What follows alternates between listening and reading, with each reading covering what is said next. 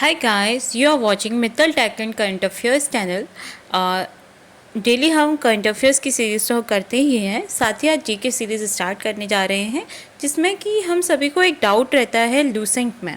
जितने भी government examinations होते हैं आप लूसेंट को प्रेफर करते हैं, और लूसेंट में भी क्या क्या हमें पढ़ना चाहिए हम काफ़ी डाउटफुल होते हैं। सो आज हम स्टार्ट करने वाले हैं हिस्ट्री से। Let's start. फर्स्ट चैप्टर हमारा भारतीय इतिहास के साहित्यिक स्रोत। इतिहास की जो उत्पत्ति हुई थी वो हिस्टोरिका शब्द से हुई थी। इसे हिस्टोरिका वर्ड से इतिहास को जाना जाता है, और इतिहास के जिन्हें पिता फादर ऑफ हिस्ट्री जिसे कहा जाता है, जिन्हें कहा जाता है वो हैं हेरोडोटस। जो हम भारतीय हैं, अपने देश को हम भारतवर्ष बोलते हैं, वैसे इसे जम्बू द्वीप भी कहा जाता था, जिसका मेन क्या होता है, जामुन के वृक्षों का एक महादेश जिसमें बहुत सारे जामुन होते हैं। सो नेक्स्ट है वेद। वेद हमारे टोटल 4 होते हैं: ऋग्वेद, यजुर्वेद, सामवेद और अथर्ववेद। ऋग्वेद में 1017 सूक्त हैं, 11 बालखिल्य हैं, 1028 ऋचाएँ हैं और 10 मंडल हैं। और नेक्स्ट है इसमें 9वें और 11वें जो मंडल हैं उसमें देवता सोम का उल्लेख किया गया है। ये पूछा जाता है 10वां और 11वां जो है, 9वां और 11वां जो है वो देवता सोम का उल्लेख है उसमें। और ऋग्वेद का तीसरा मंडल काफ़ी इम्पोर्टेंट है ये एसएससी के लिए और एग्ज़ाम पॉइंट ऑफ व्यू से, क्योंकि इसमें काफ़ी गायत्री मंत्र, ऋग्वेद का सबसे पवित्र श्लोक है गायत्री मंत्र, उसका उल्लेख किया गया है। और इसकी रचना किसने की थी? तो इसकी रचना विश्वामित्र जी ने की थी।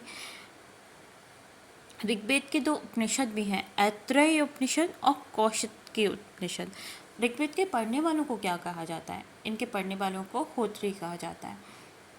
नेक्स्ट है यजुर्वेद। यजुर्वेद में बलिदान की रीतियों का उल्लेख है, और इसको 2 भागों में कृष्ण यजुर्वेद जो कि गद्य है, और शुक्ल यजुर्वेद, इसमें रीतियाँ हैं। यजुर्वेद में महत्वपूर्ण उपनिषद भी हैं, ब्राह्मण, बृहदारण्य उपनिषद और कथा उपनिषद। इनके पढ़ने इसमें यजुर्वेद को जो पढ़ते हैं उन्हें अथर्ववर्ण्य कहा जाता है। नेक्स्ट आता है सामवेद। एक चीज़ और है यजुर्वेद के बारे में, शतपथ ब्राह्मण शुल्क यजुर्वेद से जुड़े सभी ब्राह्मण में सबसे महत्वपूर्ण और सबसे लंबा माना जाता है। ये यजुर्वेद से रिलेटेड है शतपथ ब्राह्मण। सामवेद। नेक्स्ट है सामवेद। संगीत विज्ञान की उत्पत्ति हमारे सामवेद से हुई है। जितना भी हम म्यूज़िकल इंस्ट्रूमेंट्स वगैरह के बारे में ज्ञान सीखते हैं वो सब सामवेद में आता है। विशेष प्रकार के पुरोहित उद्गात्री इन्हें गाया करते थे। सामवेद के पढ़ने वालों को उद्गात्री कहा जाता है। उनके गीतों की पुस्तक के रूप में जाना जाता है। इसे सामवेद को बोला जाता है गीतों की पुस्तक। इसके उपनिषद भी हैं, छंदोग्य उपनिषद भी है और केना उपनिषद। नेक्स्ट है अथर्ववेद। इसमें क्या क्या है? मेनली इसमें पूछा जाता है जादू, तंत्र, टोना, इन सब चीज़ों में अथर्ववेद है। अथर्ववेद में भूत, पिशाच, मित्रों का विश्वास जीतना, ठोस सफलता प्राप्त करना, इस टाइप की चीज़ें अथर्ववेद में आती हैं। नेक्स्ट आता है मुंडकोपनिषद। इसमें सत्यमेव जयते का वर्णन है। ये अथर्ववेद का उपनिषद है। मुंडकोपनिषद ये काफ़ी इम्पोर्टेंट है, और इसी में मुंडकोपनिषद बोला जाता है। क्वेश्चन इस तरीके से आता है कि सत्यमेव जयते कहाँ से लिया गया है? तो सत्यमेव जयते लिया गया है मुंडकोपनिषद से। आइए हम पढ़ते हैं वेद, उपवेद और उनकी विषय वस्तु के बारे में, कि उसमें किस चीज़ के बारे में उल्लेख है। थोड़ा सा डिटेल हम जान लेते हैं।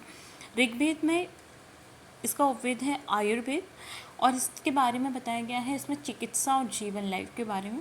यजुर्वेद, इसका उपवेद है धनुर्वेद, और इसमें बताया गया है धनुर्विद्या के बारे में और युद्ध कला के बारे में। सामवेद, ये गंधर्व वेद है। इसमें संगीत, नृत्य और पद के बारे में बताया गया है। Atharvaveda. I hope you enjoyed this video. Thank you for watching.